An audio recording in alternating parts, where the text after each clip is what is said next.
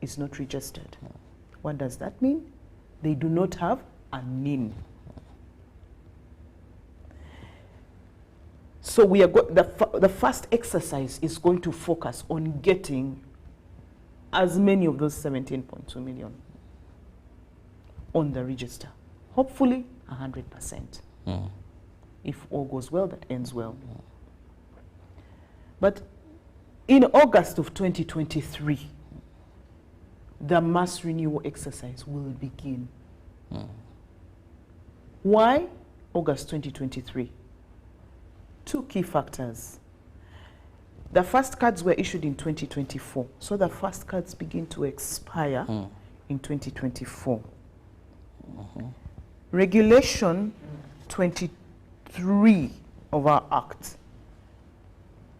guides that within a certain period before the expiry, people should begin to apply for renewal.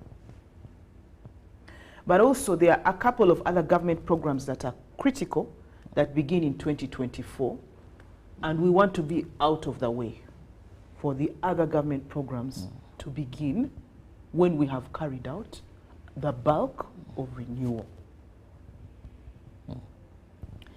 That is the what. The when is 2023, 2024. The why is twofold. For the mass renewal, by reason of the Act, which prescribes that a card is valid for 10 years, by reason of the degeneration of security features in the polycarbonate material on which our cards are personalized, and by reason of the fact that our biometric features change with time. So by reason of those three key things, in addition still, government wishes to add additional biometric features. By reason of that as well, we shall renew the IDs. Well, how long will this process take? Because for us Ugandans, we do our things at the last minute. So when you talk about come August this time, for a Ugandan, you may go until the other activities that are going to be happening, until the elections and all that happen, and the people have not taken part of this. Remember what happened in the first phase in 2014 there, 2015, where people were so reluctant until they were told to register a SIM card. To do this, then they began critiquing NIRA. You're slow, but the opportunity you would go to these stations and your staff are even idle completely. Thank you very much. Every step, every effort is being taken to communicate, create awareness, and sensitize the population on the coming events. The benefits of the ID or the benefits of registration are also being reiterated. For example, unique identification of a Ugandan, to start with, is a security matter. Everybody is able to know, I'm dealing with Ruben. I'm dealing with Rosemary Kisembo. And if Ruben cannot mutate, like how Omicron was becoming Delta and Delta was becoming something else. No, this is Ruben. That fact in itself has a snowballing effect even in the economy, but not just our national economy, but at a global level.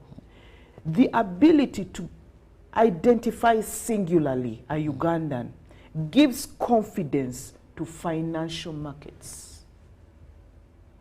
It gives confidence to financial. They are able to say that we can lend money to Ruben in Uganda. Venture capitalists in the US can lend money to Ruben in Uganda because they know he will not mutate. So the identification of persons has an important, it's an important aspect of our economy. It has a strong effect on creating investment, capital, and also giving people the ability to know from a security and governance perspective who they are dealing with. Secondly, it's your right. under the UN Charter, everybody is supposed to belong to a nation. No one is allowed to be stateless. So it's your right and your pride to be identified as a Ugandan. Uganda is the pearl of Africa. And many people want to be Ugandans, even as much as Ugandans don't want to be Ugandans. So in a sense, it's your right, it's your pride, it's your heritage, it's your joy. So stand up and be numbered with your name. Thirdly, it allows government to plan and resource effectively. Because they know the population. You know that if you imagine I tell you that we are going to hold a party at your home, and so how many people are there? I don't know. So how many people should I prepare for? So it allows government to plan and resource effectively. How many schools does Uganda need in the next 10 years? How many hospitals does Uganda need in the next 5 years? Where should we put malls? Where should we build forests? Where are the needs of this nation? Now, underpinning identification and registration are two other key processes: birth registration and death registration. It's a cycle, actually. Uganda started in the middle because everyone has to start somewhere. In 2014, we started in the middle. But identification of a citizen or an alien in this country begins at birth. Where we still have a very, very big challenge. We still have a challenge. And as part of our 2023-24 exercise, we are going to strengthen birth registration and also strengthen death registration. How? The first module, that we are acquiring a new system. At the time that NERA was created in 2015, the function of birth and death registration was not part of NERA. So the system was acquired with certain features of these elements not present. But now the new system that is going to be used, the technology upgrade, is going to take into account all the 4 parts of the register.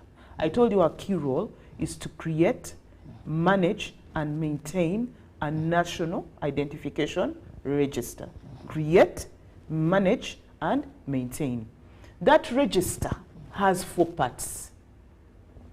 S1, S2, S3, S4, P1, P2, P3, P4, for purposes of remembering. But part 1 is about citizens. Part 2 is about aliens. Part 3 is about births that happen in Uganda. Part 4 is about deaths that happen in Uganda. So this, we are getting the technologies to underpin this register and bring it all together, such that when you are born, because some people are born in Uganda but they are not Ugandans, we can identify you in part 1, which is the register if you're a citizen. We will identify you in part 2 if you're an alien, and so following. So in essence, that our journey of 2023-2024 is saying, look, we have a role. We are supposed to create, maintain, and manage the National Identification Register. We are stepping up to that role. We are stepping up to identification of those who are not registered. We are stepping up to strengthen birth registration, and we are stepping up to strengthen death registration. Okay. Now, looking at that well explained, let's understand what is the possibility or ability of NERA doing this? Because by 2014-2015, your printing machine, I'm reliably informed, I stand to be corrected, a day would print about 100,000 cards. Yes. Today, as we speak, out of the 4 machines, you only have 1 working. That's true. And that one can only print about 300 to 1,000 cards a day. That's true. Many people will complain, I have an in, I don't have a card. It takes them ages to get a card. Today, in case you lose your national ID, you're like you've lost a kidney. Because the process of getting a new one is very hectic. Now we are looking at mass renewal, mass enrollment. We are also doing so much as far as I'm seeing NIRA has upped the game in terms of birth registrations. Almost every recognized hospital, viewers, I mean recognized hospital, not clinics, where you find the staff of NIRA, at least that I have identified, that are trying to capture the birth that have been. So do you have the ability? I last saw you in the parliament, at what we didn't even get to know what was the end of it. So we are wondering, all this you're telling us, won't we reach and we are at a fix? I want to say that the government of Uganda has set a precedent before. In 2014-15, in the space of, I think, 8 months, the government of Uganda enrolled 16.3 million Ugandans and registered and issued cards to 15.8 million. So, can we do it? Yes, there is a precedent. Because we have a precedent, if I was to use the language of the human body, this government has muscle memory. Every organization, every technology will come to play together in symphony to achieve that goal. Ugandans, let's believe in ourselves. We can do this. It's not about believing. We are looking at factors on the ground. You had four machines. Yes. You have one. Yes. By then, staff that were doing the registration, yes, almost everywhere. Today, you said in my investigation, I'm reliably informed. Yes, it's you have less than 10 people. And these are facts, isn't it? Well, I'll put it this way. Really, our structure has 860 people. We are staffed at 453. But because this is an exercise, government will fire up its engine. Government will acquire the resources in terms of persons for a period of time to carry out this exercise. But more importantly, I don't want to lose sight of the word digital ID, so just keep it in your mind somewhere. Government is prepared to resource the technologies that will achieve this feat. Okay. And I just want to give confidence to the people of Uganda that government will resource this activity. Because this 10-year-old technology is far outdated. Yeah, that is true. Countries Government are no longer is using doing what you're using. everything to resource this activity. So government will resource this activity. Government will give people at village level. In East Africa, that was the first. I'm proud to say that. I'm proud to be a Ugandan. Even some other countries learned from us to go to parish and village level in order to register. Now, the reason I'm here today is not because of what government can do or cannot do, but it is to reach out to the population and say, when you hear this exercise has started, I like the word in Uganda, teweibala. Tosulayo gwa nagamba. Just embrace it wholeheartedly. Embrace it. Get registered. It may take 5 minutes of your day, 10, 30, 1, but it's a one-time event. Embrace it. Call a neighbor, bring your children, bring your grandchildren, bring your friends, and even bring your enemies, because you need to identify them. So this is why we are reaching out. We have been severally accused of not communicating. But we are saying, well, in time, that we are coming. We are coming. We are coming. We are coming, and we are coming.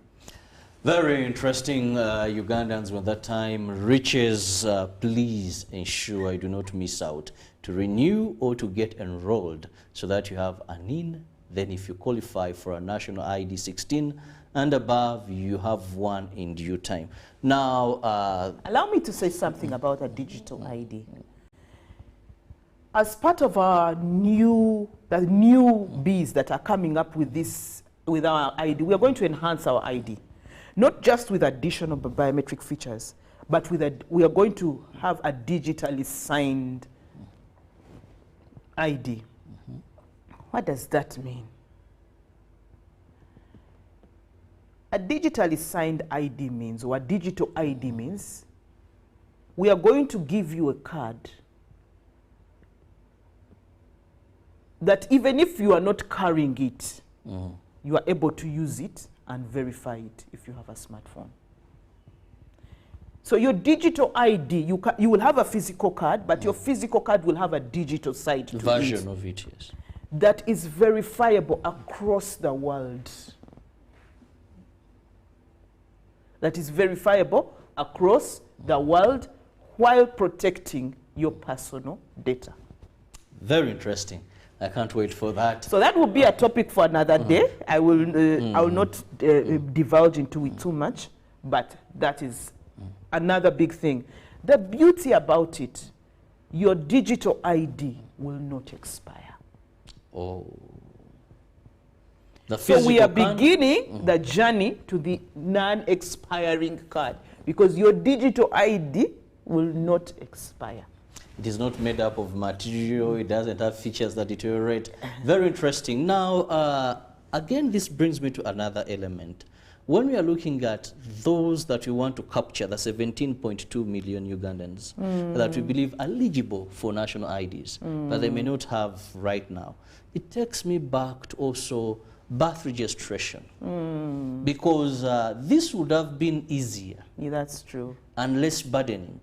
Yes. If our country prioritized registration at birth, yes, it would simply mean that your work is less. Someone is registered, they just click that age, you have them, so it's all about printing their national IDs. That's true. So what is being done in that direction? And why would a Ugandan register their child? I was looking at the law, 30 days from the date of birth. Yes. You must register your child. Absolutely. I went to a certain hospital where I was doing my child's registration. People, why? Why are you so much? I said, but the law says 30. I must have my child registered. No matter what happens. That was Chibuli Hospital. Yes. But this man comes there on a daily basis. He has the equipment. And you don't see parents come. You don't. I'm grateful that the media, like you, are beginning to take up our cause. As NERA, we cannot abdicate our responsibility. We are supposed to be doing the birth registration as well, and we are responsible for death registration. Currently, Uganda's birth registration is anywhere between 13 to 24%, depending on which paper you are reading. However, as part of this exercise, the first modules that will be rolled out are the birth and death registration modules. In the technologies we are acquiring, government is starting at the right place now. The birth modules will be rolled out, and apart from the technology, we are also beginning to sensitize. And what do I mean? If you knew why you should register your child, you would register your child. And I'll give a classic example. When your child is born, you give them a name. That's part of an identification process. You carry them to their grandparents and say, Mwana wuno. They celebrate, the clan. Africa is good at celebrating birth. That is part of an identification process. If I dare ask you, why do you do that? Identification. But also belonging. Thank you. Belonging, very importantly, is belonging. That I'm so and so son, grandson, belonging. Heritage, belonging. But in the modern era, there are other dimensions of it, and I'll give you an example. We need to keep kids from trafficking.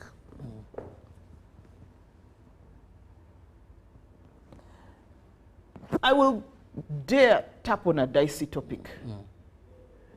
How many young people are working in our homes? Very many.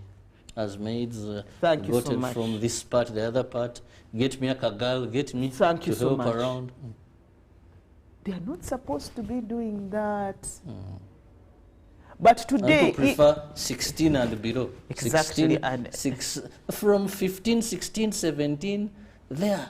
we cannot protect the rights of this child if we do not know their age. Why are they a child? They are a child because of age. That is why they are categorized a child. So we are saying, let us capture this information in time. It's a means of protecting them. It's a means of them having a right and access, a heritage. They will begin to own part of this nation by reason of their registration. They are an entitled citizen by reason of their registration. By reason of their identification, they have rights and entitlements in this nation. It is their birthright. So, that is the reason that we are also saying, let us strengthen. So as I said, government is firing up all its engines. It's not firing up some. A big question now from our viewer that is watching us. I know one is wondering, how is child registration done? Child registration done, okay. Where a child is below 7 years, only a picture of their face is taken. And their biometrics are not taken because they are still evolving. But we take a picture of their face. We establish their parentage. This is the mother, this is the father. Because it's by reason of their parentage or their descent that they are identified as Ugandans. So critical to child registration is a parent being registered. Because you're a citizen of Uganda by reason of your father, your mother, or your grandfather. If any of those is a Ugandan, then you are a Ugandan. Your father, your mother, or your grandmother. So what does that mean? The gender element when you say grandfather. Grandmother, grandfather, your grandparents. What does that mean? If your mother died at birth and you do not know your father, then any of the persons who were born, your father's sisters, of your mother's sisters and brothers, can identify you. You would argue, what happens if I was thrown on the street? Because some people are thrown, such people, the law says that by reason of being thrown within the boundaries of Uganda, they are Ugandans. Oh. Yes. They're called foundlings in the law. So if you pick a child on the side of the road, you don't know their parents. By reason of being thrown within the boundaries of Uganda, they are Ugandans. So you take them to the police station has the responsibility of registering them. So that is the key aspects about child registration. One, you are identified by your parents. Two, if you are thrown, the law protects you and says if you were thrown within the boundaries of Uganda, you are a Ugandan. Three, depending on your age, certain aspects of your biometrics may not be captured. But more importantly, you are also entitled to a NIN at registration. Very interesting. Now, there is a scenario I witnessed. I don't know if it was by law or the person handling this exercise chose it. It was tricky, but I found it very interesting. Tell me. And I want to ask you, it was more like two parents were required for child registration because we were couples. And one of the questions was they asked, is this your child? Yes. They check your first, your second, you know, and said, okay. Then they ask the mother, is this the father? Is this the first or second? Now I'm wondering what happens later in case it turns out that this wasn't the father, but is the registered father. You know, because these are things that happen. Yes, it's Some true. women accident, somehow fathers are fathering children who are not theirs. Of course, for the mother, it is obvious that must be their child. So what happens? And also, is it a must that they must come? Can't one parent do the registration? By law, either your father or your mother, by reason of their citizenship, they can register you successfully. Any of them or your grandparent, if both of them are not accessible or are not alive. Now, the law allows for update of information on the register. Update of information on the register. And that's where what you are discussing factors in. Now, if for reason of information, a father is told this is your child. You are son to Robert Chirabo. Yes. Then later, by reason of additional or new information, you learn that that is not your child. The law has procedures, backed even by science, to help you come to NERA and update the information on the register. There are change of particulars forms prescribed in law. You fill those ones. Because it's a change, we may require you to give additional information under oath or statutory declaration to swear that the information you are providing as an update is true to the best of your knowledge. To satisfy ourselves, we may ask for scientific evidence. Or even family evidence. Sometimes they say you come with an auntie, come with an uncle, come with somebody else who can attest to the information that you are presenting. Why? We are tasked with keeping a secure, accurate, and credible register. So every effort is taken to secure it. Every effort is taken to have accurate information, and every effort is taken to keep it credible. Now, this brings me to a rejoinder on that. That is, many times we've had people regularly, I'm going to NERA. Why? To change my date of birth. You're like, come on, change your date of birth? I'm going to NERA. Why? Well, I was married, I'm now a divorcee. I want to change. But mostly when we had NSSF reducing for people to get midterm benefits, now some are saying, I think I'm about 45. Now also when the elderly scheme comes in, some want to shoot to 80. And also matters being worse now. The other issue is these young girls going to the Middle East. You know, they want to hit 21 to be able to leave, they're 16, and all this. Does this attract an amount of money? And how is NERA perceiving this? Is this something that you're okay with? Is this an additional burden? Because of it's so rampant. As a journalist, you hear someone calling you, hey, take me through the procedure, because they believe we know everything. Procedure, I want to change my age. And goodness me, you're 70, you want to change your date of birth. Says, finally they tell you, yes, I did successfully do that. Okay. Well, the law provides for change or update of information on the register, as I said. For every change that you want to make to your information, let me give you a standard document that cuts across.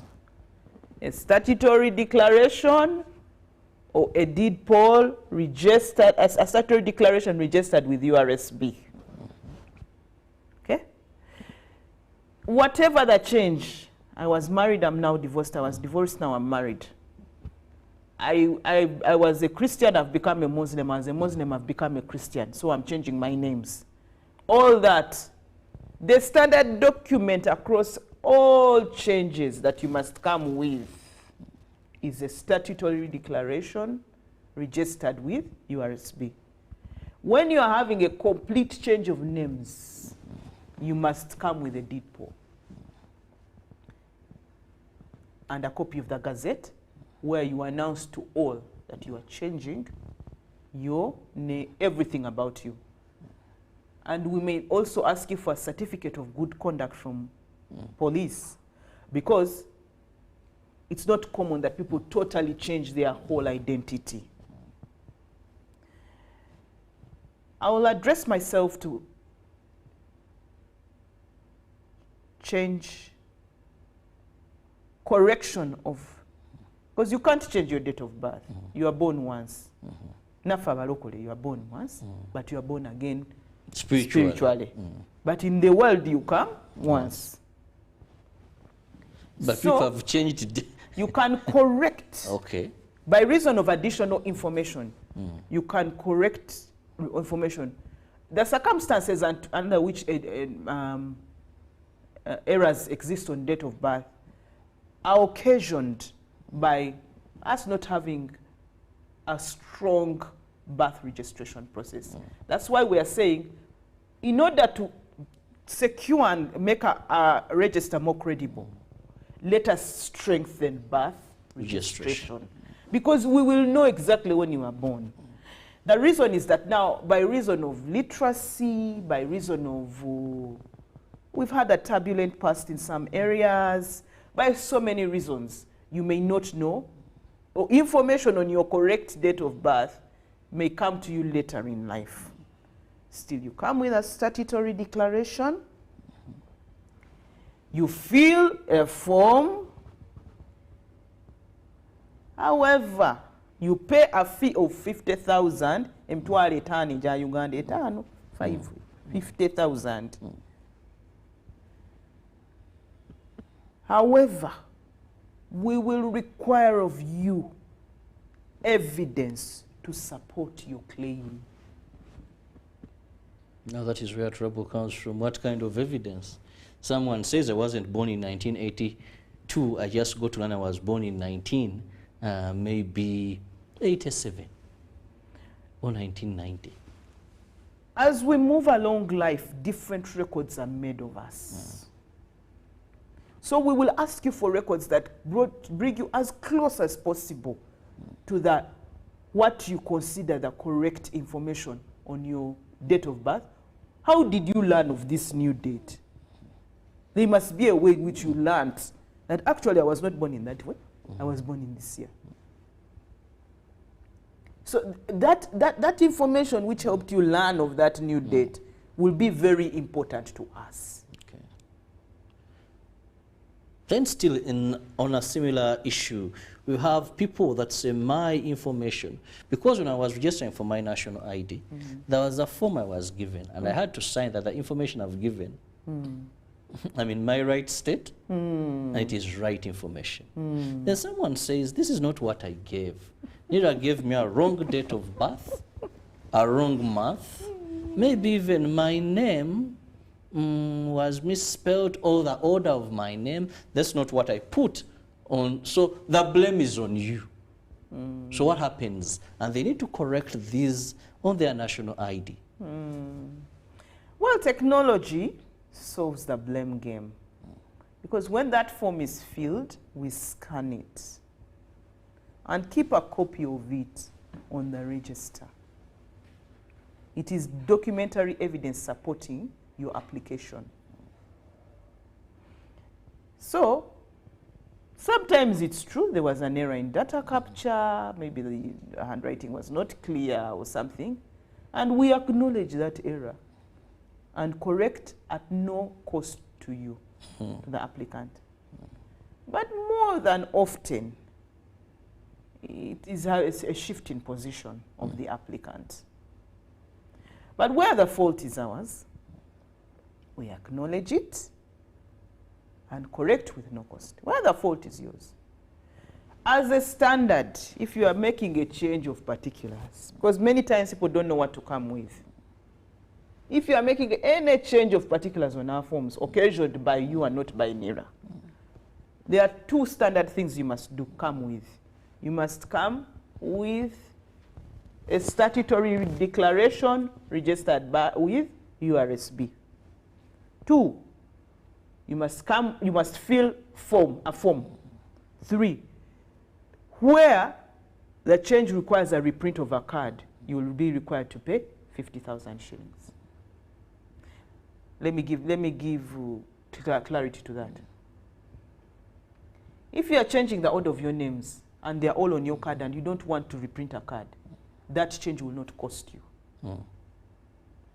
But if you are divorced and you are removing one name, that change requires a reprint of the card, and that change will cost you 50,000 shillings.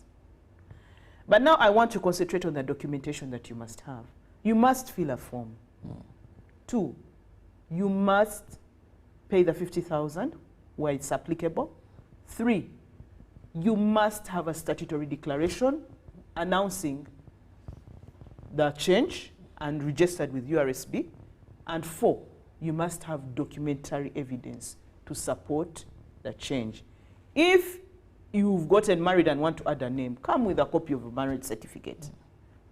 If you are divorcing and want to remove a name, come with a copy of the divorce proceedings or the document issued by court.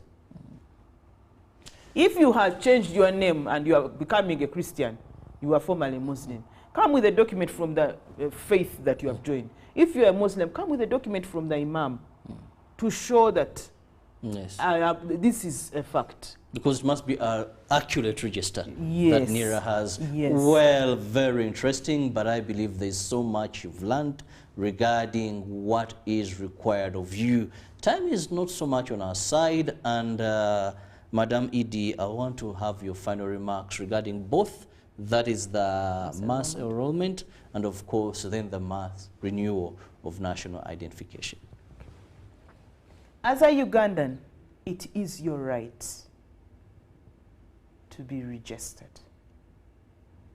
Registration gives you access, gives you citizenship and access to the entitled resources in this country. If you're among the 17.2 million, when the mass enrollment exercise begins, please register so that your assets are not kept in someone else's names, or your income is not numbered under somebody else or stolen under someone else. You may think you're hiding it from government, but someone else might actually steal it. So, please participate in the exercise. We are currently, even now we are still registering people, but that is a major upcoming exercise. We are currently, you can still access any of our offices and register. So do it. It's something that gives you your rights as a Ugandan. Mass renewal. Come, register come and apply at the right time, 2 months before the expiry of your cards, or even earlier, so that you are able to receive not just the new ID, but a digital dimension of your ID. And I want to be clear, because it's easy to misquote me. You can have water and ice. Ice is water in a condensed form. So a digital ID doesn't change your name. It is just, for using the same analogy, it's the ice side of your form or the water side of your name, of your card. So this is physical, the other one is virtual. But all your credentials, all the information about you is the same. Thank you. Thank you so much, Madam Rosemary Chisembo, the ED, that is NIRA National Identification and Registration Authority. For the time, I believe now Ugandans, you know when, why, and also some of the challenges that you face and how you should address them regarding that is registration of any sort. I want to urge parents, please let's embrace child registration at birth. Yes, one thing I'm sorry I had forgotten. In conjunction with the Ministry of Education, we are emphasizing the registration of S2s this year. So if you're an S2, if you're an S2, please make every effort to approach our offices. We are also going to have specific drives and outreaches focusing on S2s in conjunction with the Ministry of Education. But it is really urgent that as an S2, you are registered by the end of this year. But that communication is coming soon. Very interesting. Now that means maybe at a candidate class, registration will be a must. I'm telling you, so make sure you don't cry foul at the eventuality that they tell you your child was not registered. Well, thank you so much for your time. Have a lovely day. See you in Good Morning Uganda Extra. God bless you. Thank you.